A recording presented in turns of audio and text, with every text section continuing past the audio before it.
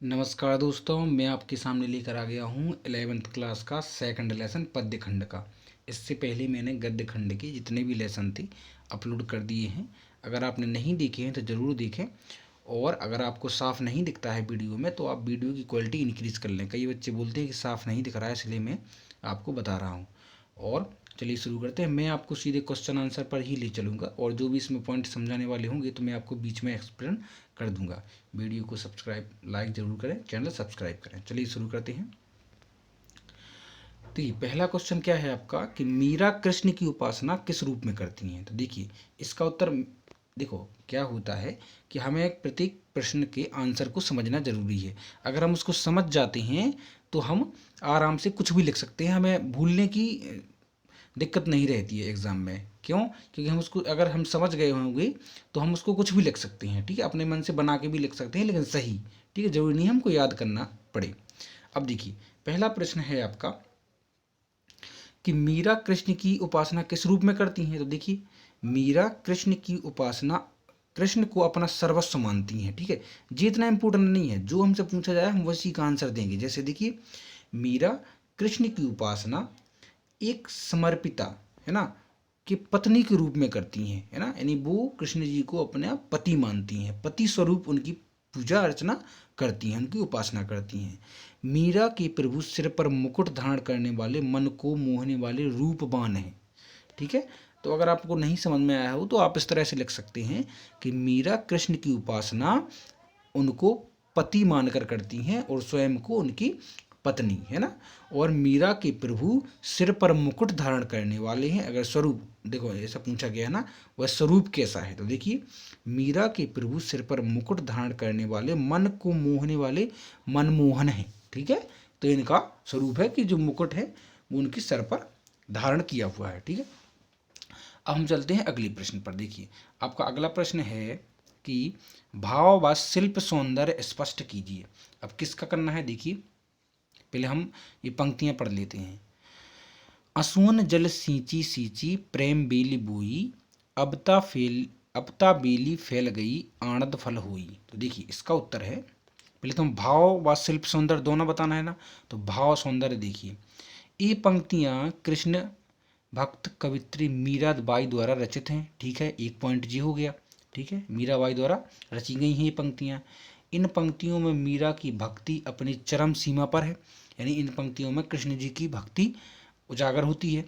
मीरा ने अपने आंसुओं के जल से सींच सींच कर कृष्ण रूपी बेल बोई है, ठीक है, और अब उस प्रेम रूपी बेल में फल आने शुरू हो गए हैं, अर्थात मीरा को अब आनंद अनुभूति होने लगी है, आनंद आने लगा है कृष्ण जी की भक्ति में, ठीक है। तो ये हो गया आपका भाव सौंदर्य। अब हम शिल्प सौंदर्य की बात कर लेते हैं। तो देखिए शिल्प सौंदर्य में कहा गया है कि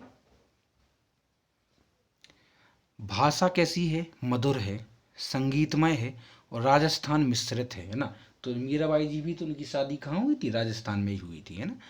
अब अगला क्या है, सींची सींची में पुनरुक्ति प्रकाश अलंकार है, क्योंकि एक ही शब्द दो बार रिपीट हो रहा है, ठीक है, पुनरुक्ति उसकी, ठीक है। प्रेम बेली बोई आनंद फल असुवन जल में साग रूपक अलंकार का बहुत ही कुशलता से प्रयोग किया गया है। किसमें? प्रेम बेली बोई आनंद फल असुवन जल, साग रूपक अलंकार का। ओके, रूपक अलंकार आप जानते हैं, जब हम क्या करते हैं रूपक अलंकार में कि बिना किसी कारक चिन्ह का उपयोग करके सीधे ही हम किसी की तुलना कर देते हैं, जैसे कि असुवन जल, है ना, प्रेम बेली, प्रेम की बेली इस तरह से तो कुछ नहीं आया ना, प्रेम बेली यानी प्रेम की बेल ना, प्रेम बेली डायरेक्ट बोल दिया उनने, का की के बीच में कुछ भी नहीं लगाया है, डायरेक्ट। जैसे चंद्र खिलौना, है ना, चंद्र खिलौना, चांद जैसा खिलौना, तो मतलब कुछ भी बीच में कारक चिन्ह नहीं होगा, डायरेक्ट हम तुलना कर देते हैं और लिख देते हैं, ठीक है। अब हम चलते हैं अगले प्रश्न पर। अगला प्रश्न देखिए क्या है कि भाव व शिल्प सौंदर्य स्पष्ट कीजिए। किसका? दूध की मथनियां बड़े प्रेम से बिलोई, दधि मथी घृत काढ़ लियो दारी दई छोई, ठीक है। देखिए इसमें भाव सौंदर्य क्या है, देखिए इसमें कहा गया है कि इस पद में मीरा ने भक्ति की महिमा को बहुत ही सुंदर ढंग से प्रस्तुत किया है। इस पद में भक्ति को मक्खन की समान महत्वपूर्ण एवं सांसारिक सुख को छाछ के समान असार माना गया है। तो देखिए इस पद में भक्ति को मक्खन के समान महत्वपूर्ण, जिस प्रकार जैसे हम घी निकालते हैं ना, तो पहले जो दही होता है उसको हम क्या करते हैं, मथते हैं ना, अपकेंद्रन विधि से ऐसा करते हैं ना, अपकेंद्रित विधि से मथते हैं। तो उस मक्खन को बताया गया है क्या, सांसारिक सुख है ना, और छाछ के समान असार माना गया है। और असार मतलब क्या है, मीरा का कहना जी है कि मक्खन को जब हम मथते हैं तो उसमें से जो घी निकलता है वो प्रेम है, और बाकी जो बचा हुआ है, जो मठा है ना, मट्ठा बचता है ना बाद में जब घी निकल आता है, तो वो एक सांसारिक सुख है जो मीरा जी ने त्याग दिया है ना।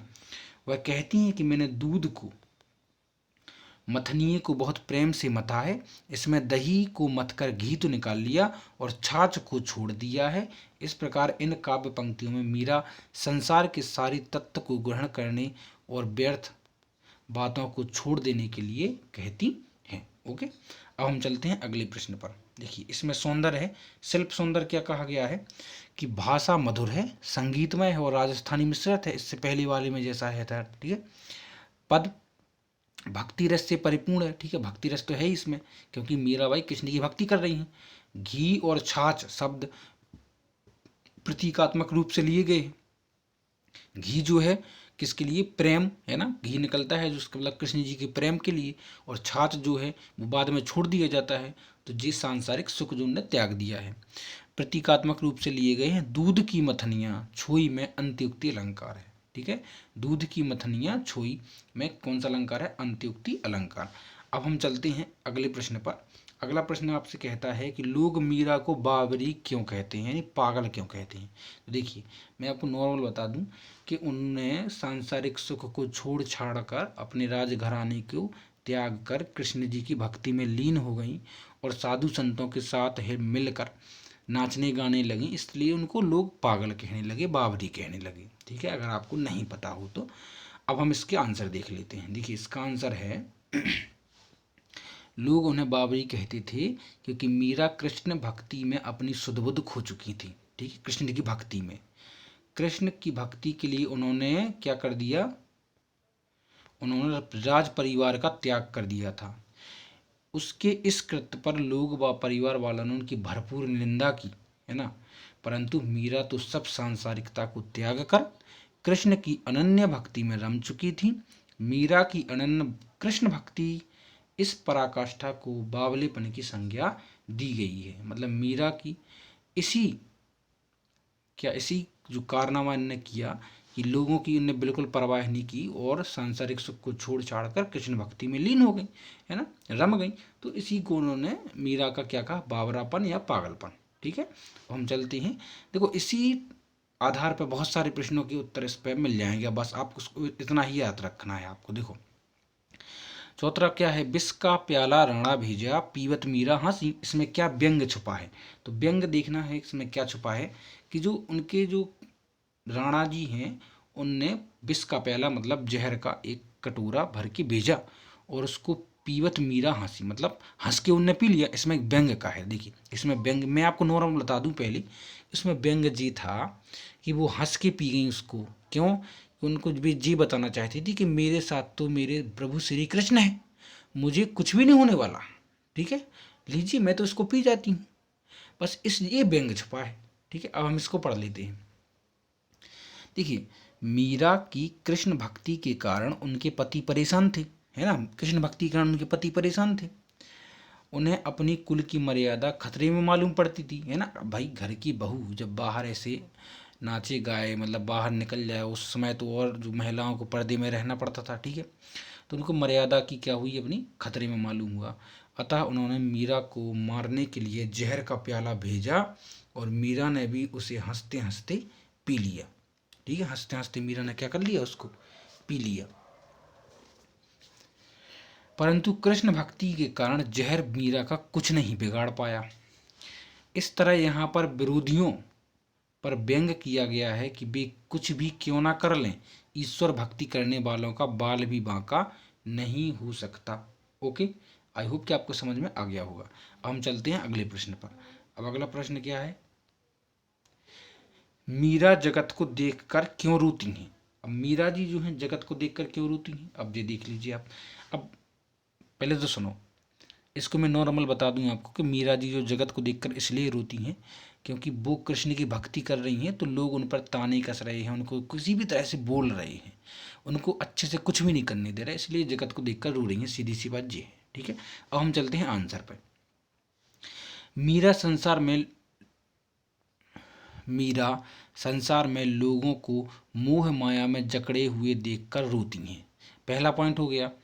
मीरा के अनुसार संसार की सुख दुख ये सब मिथ्या है, मिथ्या मतलब झूठ है। सुख दुख क्या है? झूठ, सांसारिक सुख।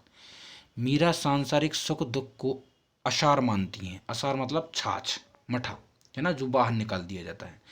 उन्हें लगता है कि किस प्रकार लोग सांसारिक मोह माया को सच मान बैठे हैं और अपने जीवन को व्यर्थ गवा रहे हैं, इसी कारण वे जगत को देखकर रोती हैं। ठीक है, लोग किस प्रकार से, और जो मैंने आपको पहले बताया इस प्रकार से भी आप लिख सकते हैं, और किस प्रकार से लोग जो मिथ्या झूठ सांसारिक सुख में फंसकर अपने आप को क्या खुश मान रहे हैं, लेकिन एक्चुअली में अपना जीवन वो व्यर्थ गवा रहे हैं और इसी कारण वे जगत को देखकर रोती हैं। ठीक है, अब हम चलते हैं अगले प्रश्न पर। अगला प्रश्न है आपका प्रश्न नंबर 6वां। क्या बोलता है, देखिए कि कल्पना करें प्रेम प्राप्ति के लिए मीरा को किन किन कठिनाइयों का सामना करना पड़ा। अब भाई उनको खुद अपने पति से विष का प्याला लेकर पीना पड़ा, पहला पॉइंट हो गया।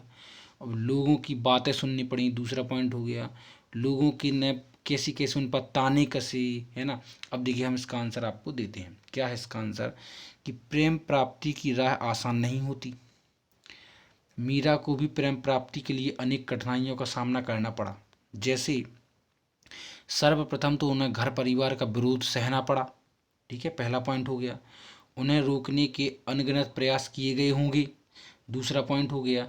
समाज के लोगों ने उस पर टिप्पणी की होगी मीरा पर। ठीक है, यहाँ तक कि उन्हें रोकने के लिए मारने के प्रयास भी किए गए होंगे। ठीक है, देखिए अब कितनी कठिनाइयाँ सहन करनी पड़ी।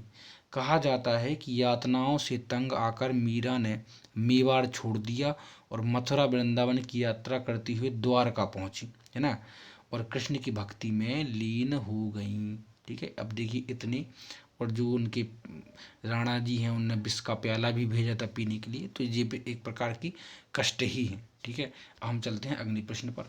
अगला प्रश्न है आपका कि लोक लाज खोने का अभिप्राय क्या है। तो लोक लाज खोने का भी नॉर्मल मैं बता देता हूँ आपको कि उन्होंने सांसारिक सुख त्याग कर लोक लाज खो दी, मतलब बाहर निकल गई अपने राजघराने से, वो अपने कृष्ण भक्ति में लीन हो गई, किसी की परवाह नहीं की। यही तो लोक लाज खोना है।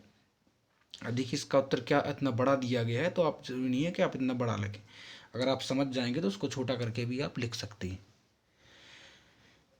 लोक लाज खोने का अभिप्राय परिवार की मर्यादा खोने से है। ठीक है, इतना तो आपको समझ में आ गया। हर एक समाज की अपनी एक मर्यादा होती है, और जब कोई व्यक्ति इसके विपरीत कार्य करता है तो उसे मर्यादा का उल्लंघन मानकर लोक लाज खोने की बात की जाती है। मतलब कि हर एक समाज की अपनी मर्यादा होती है। ठीक है, अपनी मर्यादा मतलब एक सीमा होती है किसी भी काम को करने की, और जो इस सीमा के विपरीत कार्य करता है उसे मर्यादा का उल्लंघन मानकर लोक लाज खोने की बात की जाती है, जो मीरा ने की। ठीक है, अब हुआ क्या कि मीरा का विवाह राजपूताना परिवार में हुआ था। राजा परिवार से संबंधित होने के कारण वहाँ महिलाओं के अनेक प्रकार की प्रथाओं का पालन करना पड़ता था, जैसे कि पर्दा प्रथा का पालन करना था, है ना, पर पुरुषों के आमने सामने नहीं जाना पड़ता था, मंदिरों में जाकर भजन कीर्तन में शामिल होना आदि अनेक बातों की मनाही थी। मीरा ने परिवार की इन झूठी मर्यादाओं की परवाह ना की और कृष्ण की भक्ति, सत्संग, भजन, साधु संतों के साथ उठना बैठना सभी नियम निर्भय पूर्वक जारी रखा। इसी संदर्भ में मीरा को कहा गया कि उसने लोक लाज छोड़ने की बात उसे की गई। किसने? तो भैया लोक लाज की मर्यादा छोड़ दी। ठीक है, अब हम चलते हैं अगले प्रश्न पर। अगला प्रश्न क्या है आपका, ये देख लीजिए। अगला प्रश्न क्या है कि मीरा ने सहज मिले अविनाशी क्यों कहा है। तो देखिए इसका उत्तर है कि मीरा ने प्रभु को अविनाशी कहा है। अविनाशी मतलब जो कभी नष्ट ना हो, ठीक है, जिसका कोई विनाश ना हो। मीरा के अनुसार ऐसे अविनाशी प्रभु को पाने के लिए सच्चे मन से सहज भक्ति करनी पड़ती है। ऐसी सहज भक्ति से प्रभु की प्राप्ति आवश्यक होती है ना। सहज मिले अविनाशी। और इसको अगर आपको समझ में नहीं आया तो फिर से मैं आपको बता दूं कि मीरा ने प्रभु को अविनाशी कहा है ना। सहज मिले अविनाशी क्यों कहा है? मीरा के अनुसार ऐसे अविनाशी प्रभु यानी भगवान जी को पाने के लिए सच्चे मन से सहज भक्ति करनी पड़ती है, इसलिए उन्होंने कहा है सहज मिले अविनाशी, यानी सहज मिले भगवान प्रभु। ठीक है, सहज मिले मतलब सहज भक्ति करनी पड़ती है, सहज भक्ति के कारण। हम चलते हैं आपकी, ये आपका आखिरी प्रश्न भी है ना। देखिए इसका आंसर है, पहले प्रश्न पढ़ लेते हैं हम कि लोग कहे मीरा भई बाबरी, न्यात कहे कुलनासी। मीरा के बारे में लोग समाज और न्याय कुटुंब ऐसी धारणा क्यों है? तो बस फिर वही आ गया, मैंने बोला भी था कि अगर आप एक आधार मान के चलें। देखिए इसका उत्तर है कि समाज के लोग सांसारिक मोह माया को वास्तविकता मानते हैं। यानी समाज के लोग जो हैं सांसारिक मोह माया है ना, घर परिवार गृहस्थी वगैरह इन चीज़ों को ही वास्तविकता मानते हैं। ठीक है, उनके लिए धन संपत्ति जमीन जायदाद आदि बातें ही सत्य होती हैं। ठीक है, किसके लिए? समाज के लोगों के लिए धन संपत्ति जायदाद बाल बच्चे हर चीज़।